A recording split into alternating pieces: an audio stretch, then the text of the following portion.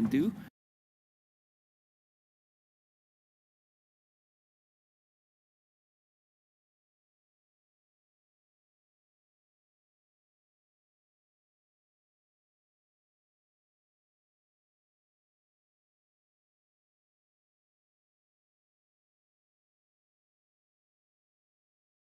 The winner of this goes straight to the grand final. Don't go anywhere. Get yourself ready for one of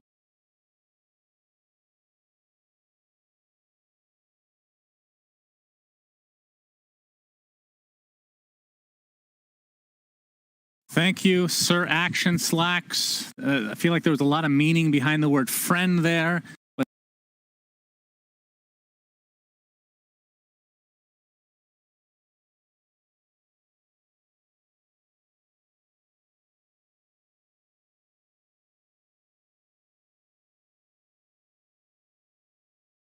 But this, based on the odds, probably not going to happen, Cinder. But looking at these lineups, I want to just say, and tell me where I'm wrong here.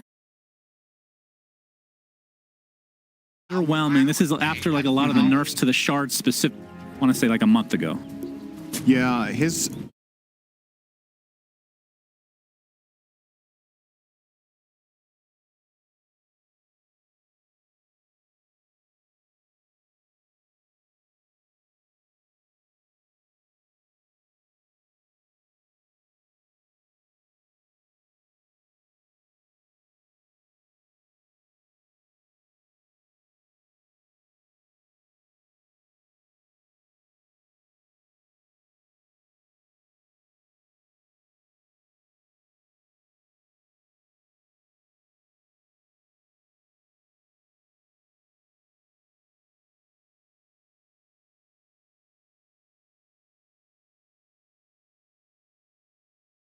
but it's not something I'm very familiar with seeing. Obviously, the primary reason what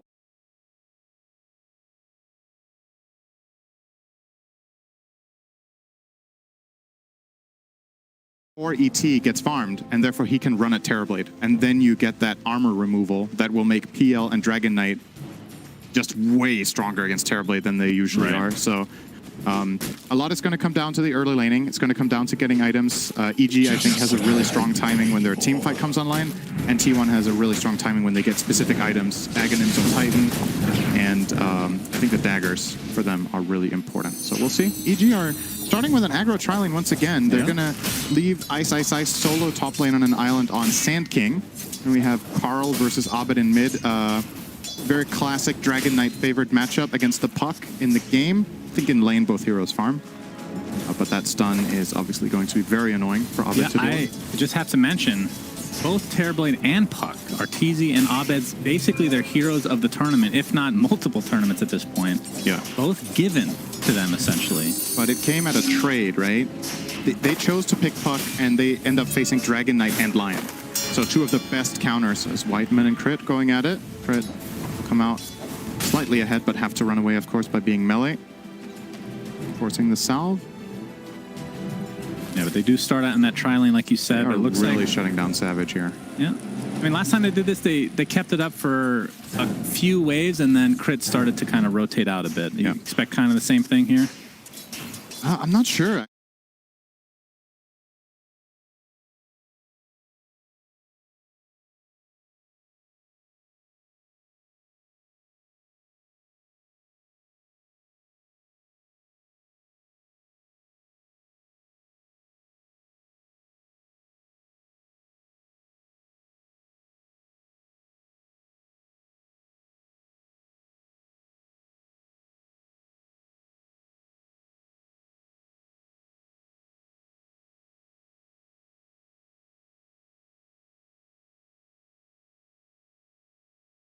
When Cuckoo is going to solo that lane, and Zephyr is looking for potential other plays on the map.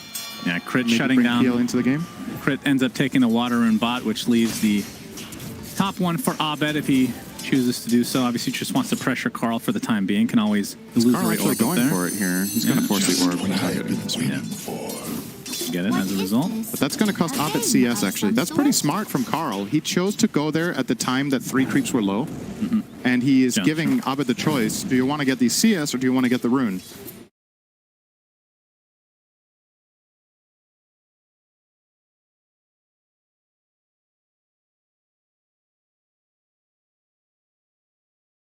The 5-0 Sand King, very expected with the head start he got.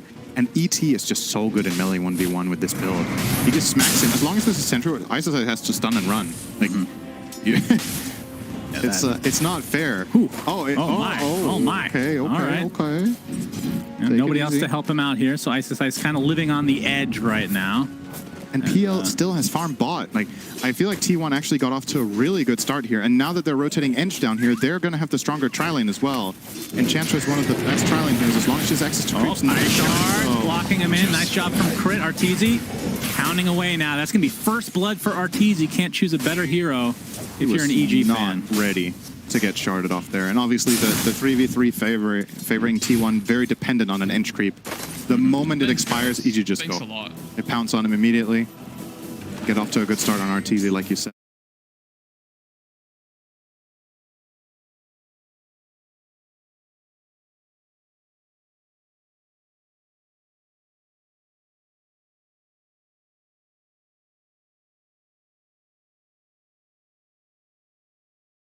That was perfect. So how much Perfect comeback timing there. potential does a Sand King have if you get off to kind of a rough start here? You can always farm stuff.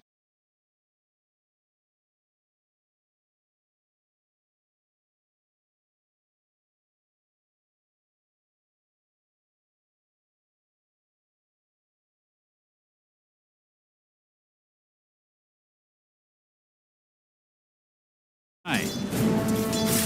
Very, very important for EG to just pounce on every opportunity that's given, because when these three heroes are together and they do have a creep on Ench, I do think these moves don't exist. But this time Zephyr wasn't there yet, and they get in on Whiteman and get that kill.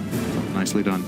Yeah, as far as Sand King recovery goes, usually if you're having a great start on Sand King, you would like to go Veil and then Dagger, or maybe you go some sort of like tanky build with Bracer or something like that. In this game, you're probably so far behind that you have to go for the Dagger, or it's going to come too late. And that just means that in this build-up period where you're farming up those 2k gold, you're very exploitable for this ET as long as he has a sentry. He's going to go Soul Ring so you can keep the mana flowing. Then I imagine we will see that Dagger queued up. Maybe Boots on the way. And yeah, 15-0 against 13-14. Just what I... Not exactly a good time. Yeah, of course, he's been playing these heroes that want to initiate and get their... I mean, he's been playing Dragon Knight a lot, so that's a very tanky hero. Sand King, not exactly that tanky, maybe more elusive than tanky, I guess. As bot lane, another Ice Shard's blocking a bit here for 23 Savage, but just going to doppelganger away. They're trying to pressure the tower with Siege. They're forcing out spells.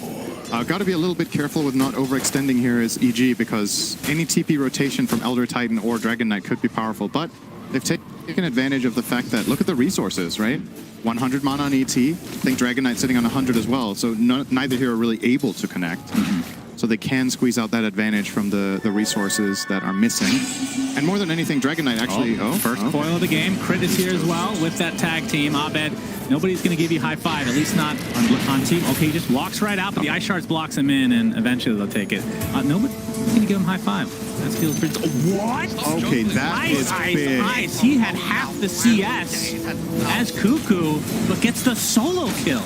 That is a huge kill for Ice. Wow. That must have been like a caustic finale on creeps or something like that, right? Like, think about it. He got this kill, and he's still behind on gold after getting a 1v1 kill. Yeah, but that pretty much brings him back, though. Yeah, he's drawing the lane now. That is the biggest kill of the game for sure.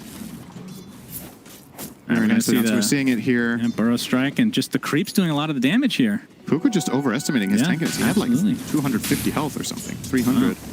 Well, he's going to get a refill and reconnect to lane, but this does put Ice at a very big level advantage in that top lane. Carl dodge, nice from Abyss. Shining Rift to follow. He'll be able to maneuver himself around. We see that Cuckoo is actually going for a Hand of Midas. Thoughts on this?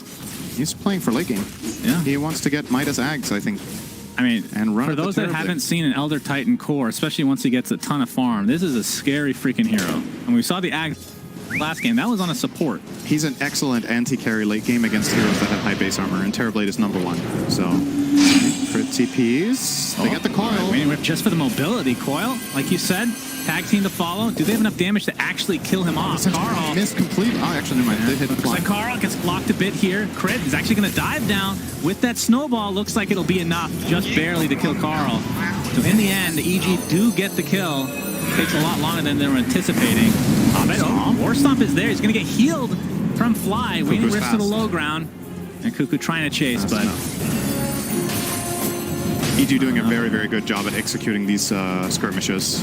5-0. They've just been outplaying on these moves. Like Dragon Knight, they're so close to living because of a good breathe fire. Getting that damage reduction on 2 of EG's heroes, but still, Crit chases him down. Gets it. Ice has, he's got a Ring of Health queued. I'm not sure if he bought it. Is he going Vanguard? Did he get a Bit Booster coming or something? Or maybe going for Pipe this game? He could.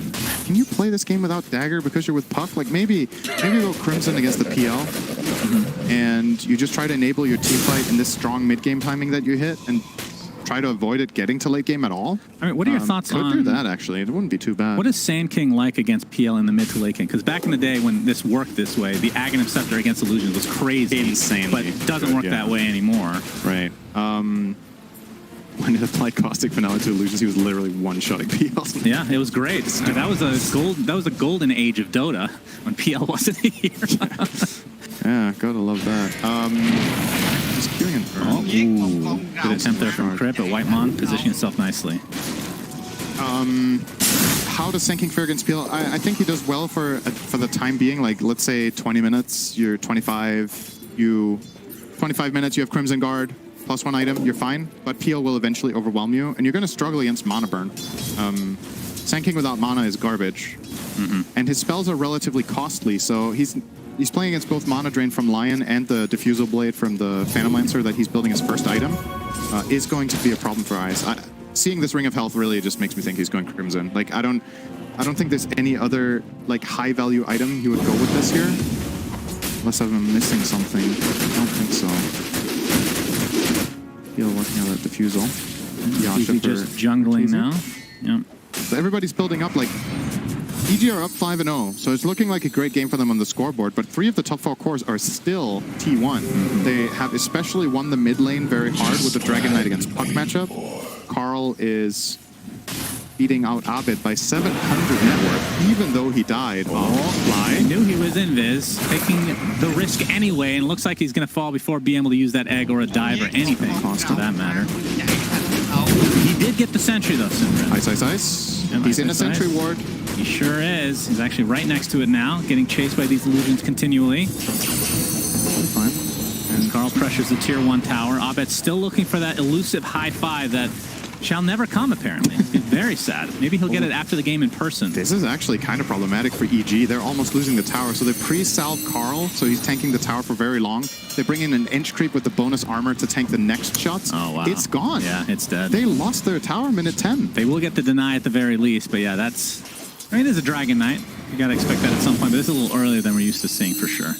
And it is a really good tower to get against the Terrorblade lineup. He wants to access his triangle. He wants to play as much jungle as possible. Ice. Yep, there's TPs coming from T1 right now. He gets the Burrow Strike off to the other side, but you have to think that he will likely die if there's a sentry here. Ice. He's actually prepping the epicenter.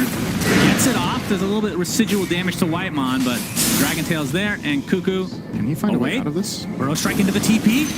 And it's going to be successful. Unreal. Ice. That's some Vanguard value. Wow. Yeah, he got a lot out of that one. That was very nice. And this opens it up for the tier 1 to at least take heavy damage, if not just take the whole thing. This is really good from EG to get this tower pressure in the meantime. They're not rotating to try to help Ice. They're just taking advantage of all the space he made. Are they actually getting a full tower? Minute 12. We were just praising Dragon Knight for getting it. That is You've never seen huge. the Puck Phoenix Tusk push before, Cinder? It's classic. You'd use tag team and you just smack that tower. Really good. Man. It doesn't work. Don't do it. Yeah, that would be great, actually. That would be a good buff to Tusk. Yeah, I definitely think tag team is the part of the hero that needs a buff. That's the way to go. Yeah, true. Oh, there we see the coil onto 23 Savage. Snowball to follow into the Walrus Punch. High value kill for EG. And they get the courier. A little bit of a bonus. Adding insult to injury there as EG take a 2K network lead. EG are very good at this when they're playing against these illusion-based carries. They're very good at catching them in the triangle with an offensive ward. And if they even get this top tier 1 tower, there's just even more access to shutting down this PL. Do you think that comes from playing those heroes themselves? I mean, I think that's feels a like part the of it. triangle, especially on the Radiant side, is such an important thing for EG, at least It's also for the past something, 6 months. it's not just playing it themselves, it's something they specifically do really well with Puck, I think. They're really taking advantage of Puck's ability to connect over cliffs. All right, Zephyr, Zephyr is no more. Space. Not as much space as Ice Ice Ice because he wasted time and lived. Yeah. But good effort. Good effort overall. Diffusal will be coming out very soon. All right, I want to talk to you about this. So 23 Savage, the PL. We talked about the Shard, how it was nerfed pretty heavily. We still see it sometimes, and sometimes they just entirely ignore it. What are your thoughts on this right now? As in, do you get it at 20 minutes? Is it? It's not a requirement, obviously, since we can see a lot of people bypassing it. I think in this game you probably don't. I think you're very stat dependent here. You need a lot of defensive items to survive all this AoE damage that EG are bringing. You need to hit this point of critical mass where they don't kill you anymore. So like, let's say you have Hood Anto, Hood Heart. So you can survive the first volley of spells and be a threat in fights. The problem I see is if you go for that Lance build up with the Shard, that's all you are. You can't really do much more with that. So very This is they are we'll really call that ruining Zephyr's that's a double kill. I thought you were going to call it space. It's like debatable. Well, it wasn't much space because they're in their jungle right now. Nice Ice Ice is threatening here. Not finishing the Crimson. He's going Travels. On Ice Ice Ice? Yep, Sand King is close to Really? Travels. Okay. So gonna keep playing the map. And honestly, I really like this approach from EG right now. They know they have the stronger team fight. They know they've taken the towers that they needed to take. So let RTZ farm whatever he wants and just try to pose a threat. What's going to end up happening likely is that this PL Diffusal is not going to come to much use because they can't really fight. And that means RTZ outfarms him. If PL flat out only wants to farm, the usual farming build we see is at least a Yasha for the efficiency. But since he did go Diffusal, he doesn't have the luxury of farming as fast as a Terrorblade, and the gap is going to keep widening as he also needs to buy Hood against all the magic damage. So if EG can keep a firm grip on the map, this gold lead should increase over time.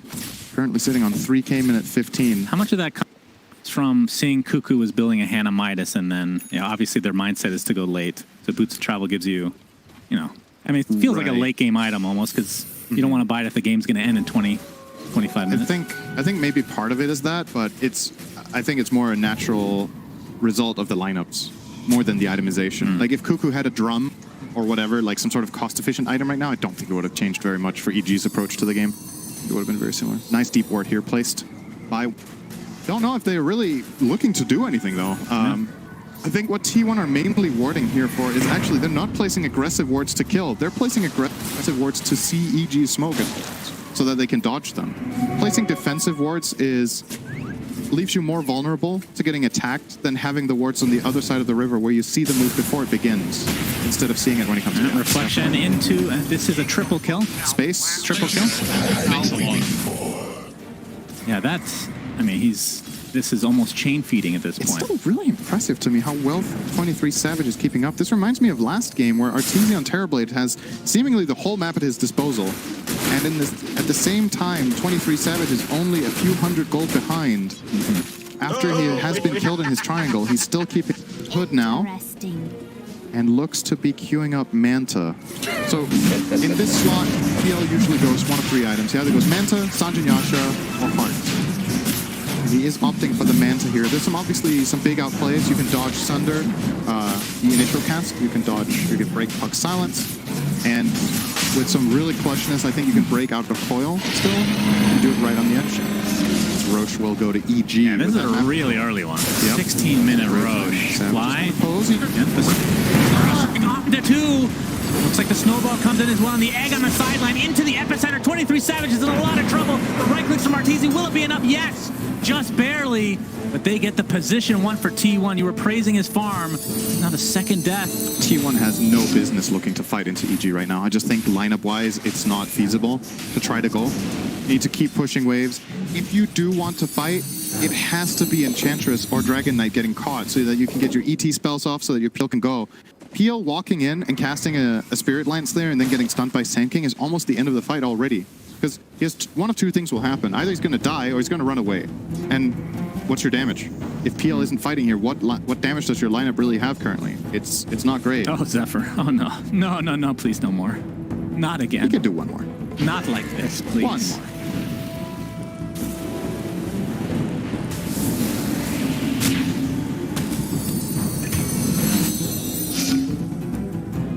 For Mr. Zephyr, having a bit of a rough one on Enchantress early on. At his 6 deaths, yeah. I mean, they only have 1 kill overall. This is starting to get a little stompy here, Cinderin. Like, from T1's perspective, what do you think that they need to do to kind of crawl back in this before it gets to be insurmountable territory? You should ban Puck. Yeah, well, they did that game too, right? Or they took it themselves. Right. I mean, I'm going to sound like a broken record. I think you have to dodge fights. Like, get vision out, try to play away, because it's something 23 Savage does really, really well. But they lost focus a little bit and got caught a couple of times. Ooh. Playing like that is really difficult, by the way. So I do think... Oh, Coil coming. It's only on to Carl here. He's going to break it right off the bat. Snowball's coming, but look at the Sunray damage from afar. Nice Reckless Stomp, though, onto 3 heroes. The Burrow Strike into the epicenter on Cuckoo himself. And it looks like they're going to lose Fly to start things out here. It's going to be a trade, though, for Carl. That is the much more important kill as EG just continues to get these trades. Well, I guess they've only gotten 2 trades technically the whole game. Yeah. But they get better of these situations. Yep. That's the kind of fight that you have a chance in where you are on defense and the right hero gets downed, right? It's the Dragon Knight. That's what we were talking about earlier. You need to get DK or Enchantress caught so that your other heroes have time to land their spells. You get an Earth Spike there, you get the Stomp like you said, but still not enough in the tank to get more than the Phoenix kill. It's something though. But playing Keep Away in Dota right now is really difficult. I do think you probably have to do it a little bit longer. Maybe the next item on PL or ET or both opens up a little bit, but the game just doesn't favor your lineup right now to take straight on 5-on-5 engagements. Yeah, 23 Savage. Actually, it looks like he's just going for the almost like the Magic build after the Manta. I mean, the Manta mostly...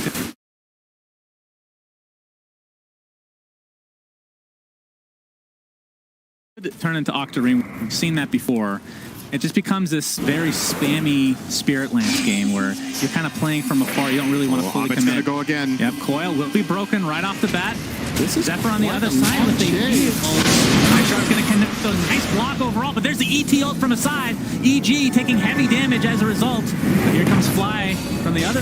Cuckoo gets off the Earth. Oh, beautiful X-Stomp onto several heroes. But it's not really going to matter for him. The Burrow Strike is far too powerful with the numbers from EG. Yep. There's another kill going their way. They're doing all the right things. Like, their heroes are playing tight together. They're making moves on their conditions. Okay. He's going Radiance. Yep, that is my favorite Blink Dagger. This is a pub build right here. Ice Ice is playing a pub right now. All right, Burrow Strike into the Waning Rift. You can see the Fire Spirits from afar into the Sunrays. This is actually being enough damage to get the Dragon Tail off.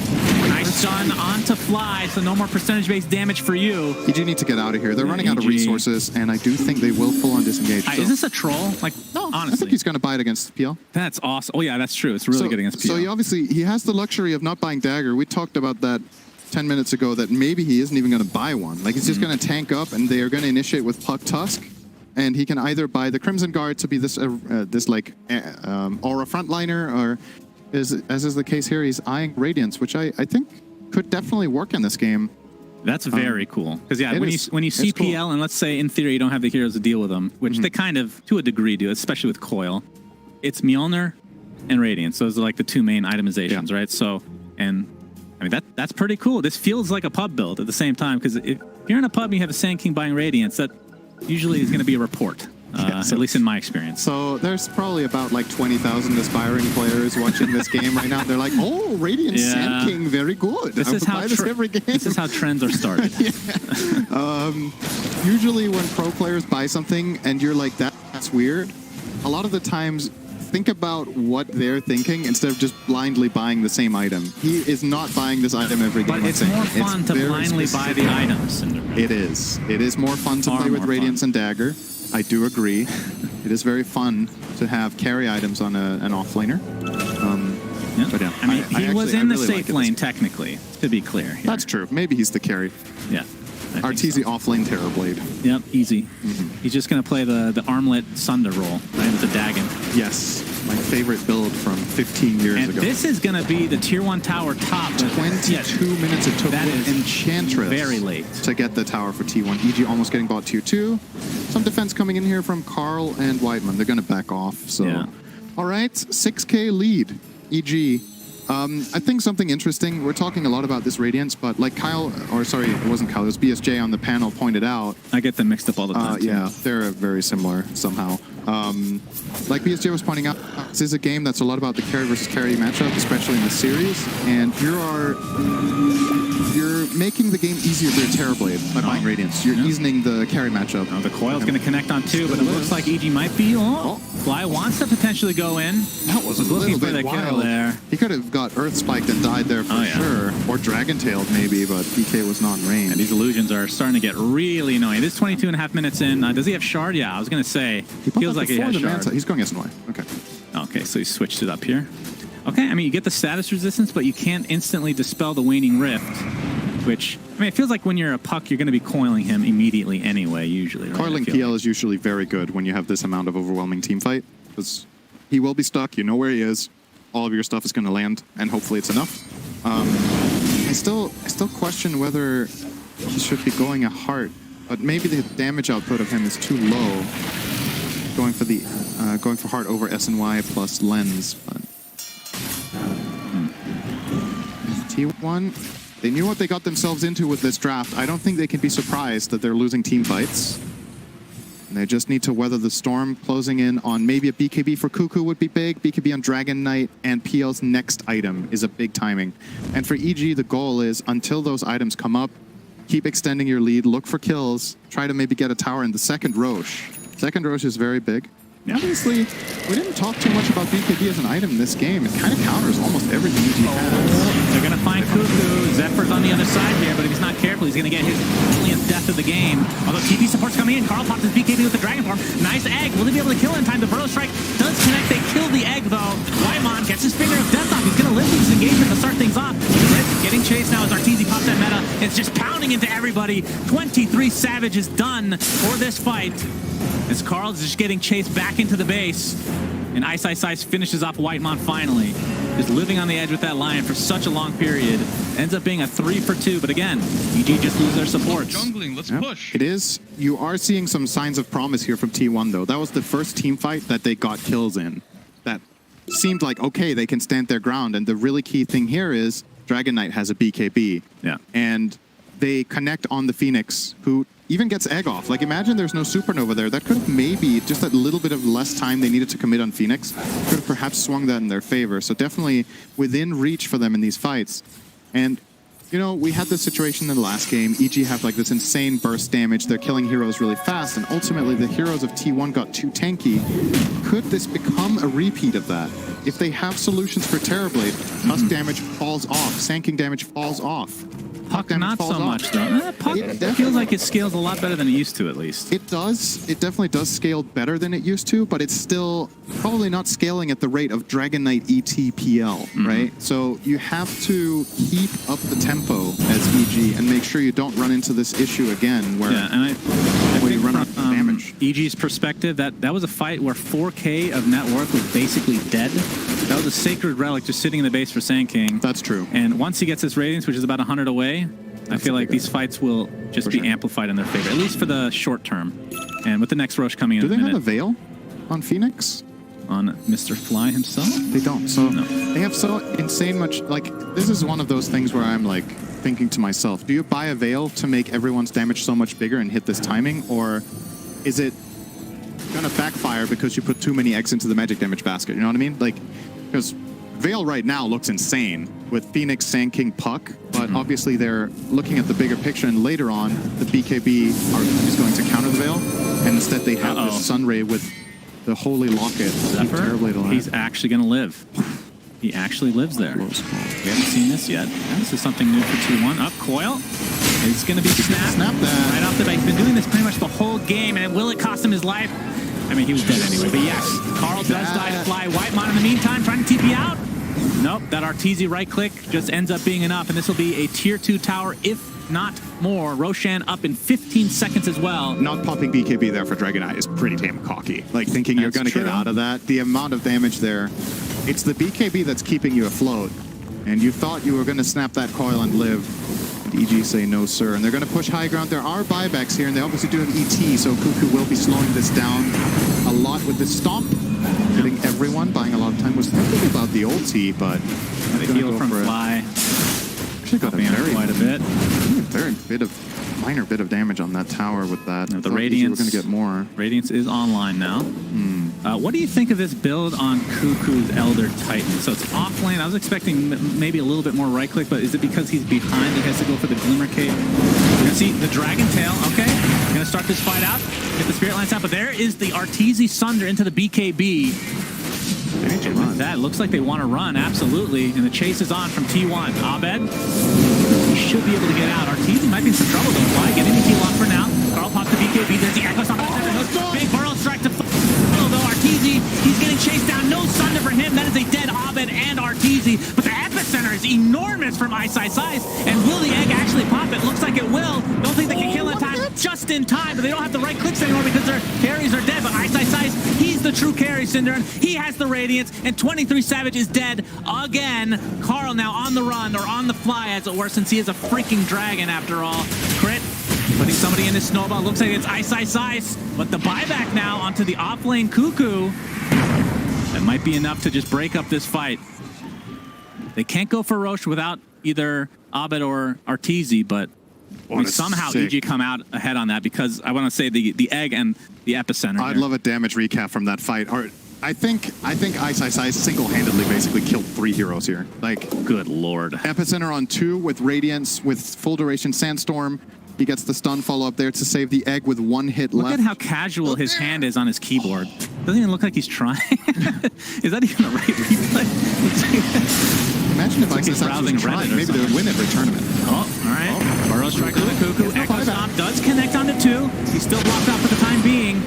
Gets off his beautiful ult, but Cuckoo's just going to get chased down now.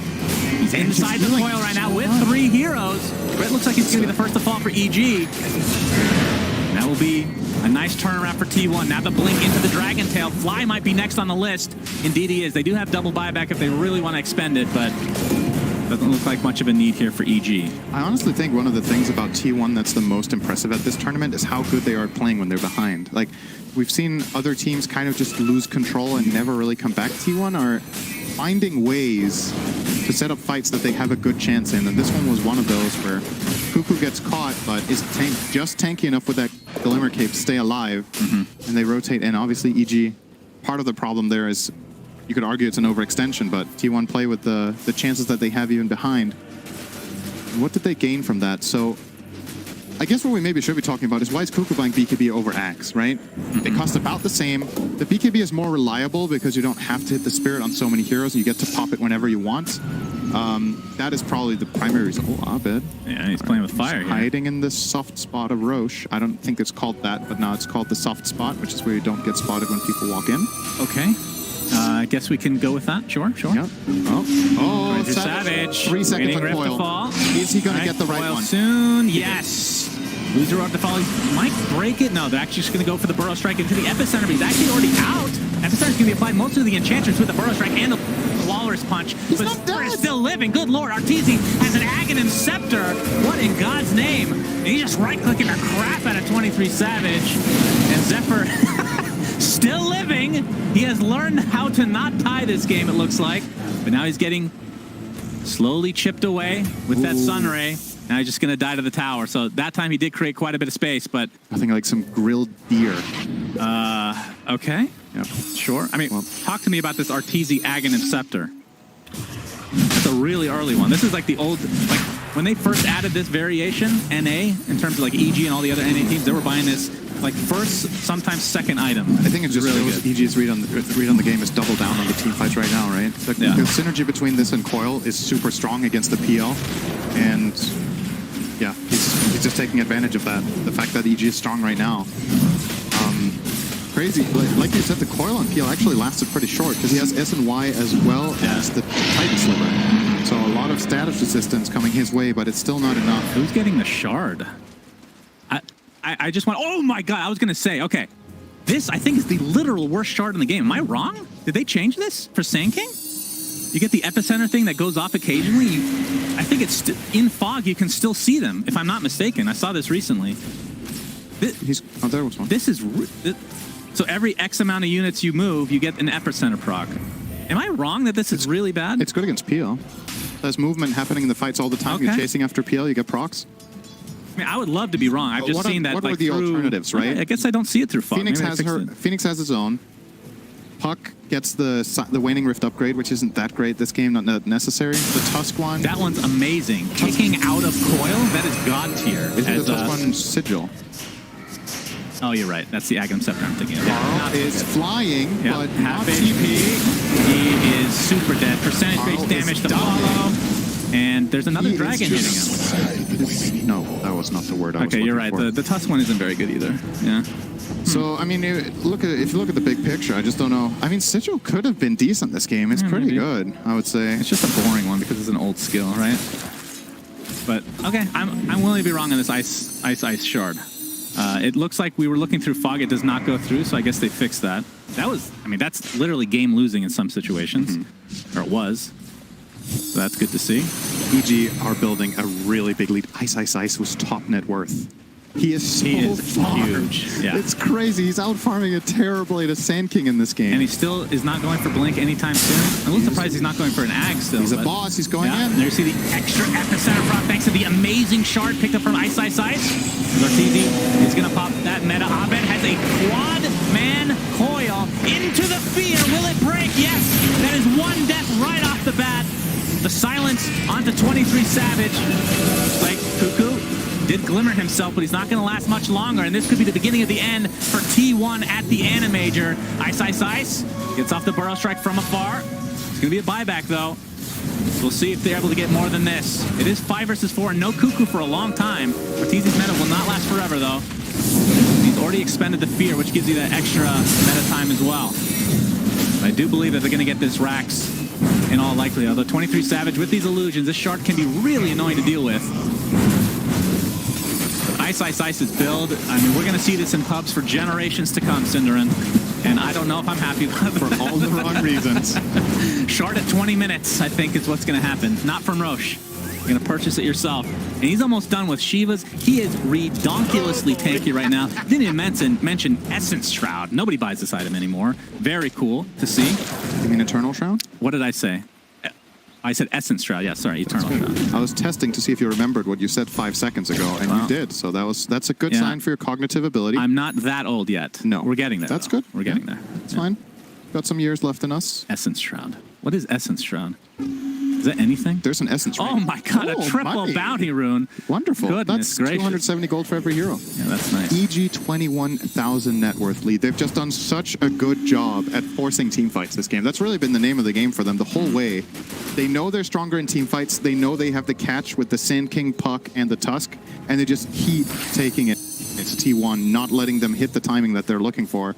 PL hasn't really got online in this game, and all of the BKB charges of Dragon Knight have just been forced out really early, so he's not very strong either. The biggest problem for T1 the whole game has been lack of damage, really. Like, they just... ET still doesn't have BKB. We're 35 minutes in. He never got there.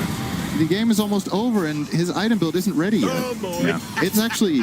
It's kind of crazy to think that he buys Midas' first item, and his next major item, not counting the Glimmer, is delayed more than 20 minutes beyond his Midas. Yeah, that's true. It's a 4K gold item. Dragon Tail, remember, 45 seconds still on the Aegis here, so they don't want to expend too much on Arteezy.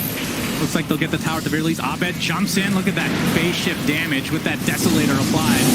Has to force out his BKB in that dragon form now. Still right-clicking his Ice, jumps in. Elder Titan ult does actually connect on Arteezy, who expended the BKB. Now kind of wants to play a little bit careful because this Aegis is going to go down soon. Just wants to get the full heal without taking damage. But with that Desolator, you have to think that this is going to be at the very least a melee Rax again in favor of EG. Ice, look how far up he is. He's basically in front of them. Let me see the coil onto 2. This could be the end of the game here. Into the fear again. Beautifully done from EG. They're going to get that kill right off the bat on Carl. And there's not a whole lot that T1 can do. 23 Savage takes a tumble, triple kill for Arteezy. GG's our call. EG again, making it to the grand finals of a major, Cinderin. Yeah, what a deserved win this was in the third game. I think they just outplayed them at every turn. And really, I think you'd be hard-pressed to not call Ice Ice Ice the MVP of that game. Like, yes, honestly, I think so, outstanding yeah. individual performance from him. I still... You know, Dota is a game that sometimes is very snowbally in nature. The kill he got on Cuckoo Top did so much for that game. That was actually crazy how much he got out of it. And I love his itemization. We were talking about, okay, what do you do with sanking from behind? Well, guess what? He wasn't behind after the kill. He was leading on net worth at times.